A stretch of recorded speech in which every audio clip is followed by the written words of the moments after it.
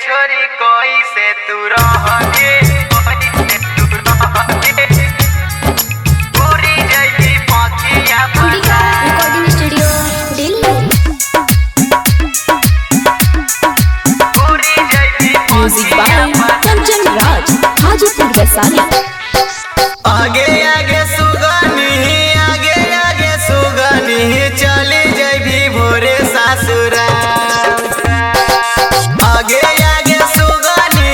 आगे आगे सुगनी चली जैभी भोरे सासुरा आगे पागला के छोरी कोई से तू रहबे उड़ी जैभी पाखिया पसाव आगे पागला के छोरी कोई से तू रहबे उड़ी जैभी पाखिया पसार छोरी कोई से तू रहबे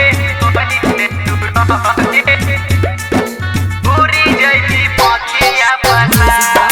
कंचन राज, हाजीपुर वैशाली। पूरी जैभी पाखिया पसार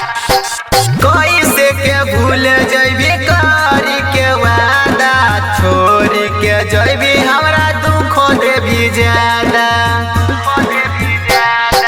कोई से के भूल जैभी करी के वादा छोड़ के जैभी हमरा दुख देवी ज्यादा आगे आगे सुगनी आगे आगे सुगनी चली जैभी भोरे ससुराल आगे पागला के छोरी कोई से तू रहबे उड़ी जैभी पाखिया पसार आगे पागला के छोरी कोई से तू रहबे उड़ी जैभी पाखिया पसार छोरी कोई से तू रहबे उड़ी जैभी पाखिया पसार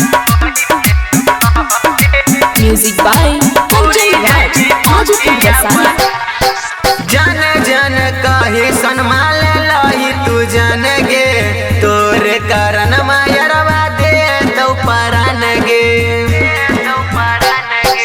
जन जन कही सनमाल लही तू जन गे तोरे कारण मायरवा दे तो परान गे आगे आगे सुगनी आगे आगे सुगनी टिडी राजा जई कौमार आगे पागला के छोरी कोई से तू रहबे उड़ी जैभी पाखिया पसार आगे पागला के छोरी कोई से तू रहबे उड़ी जैभी पाखिया पसार।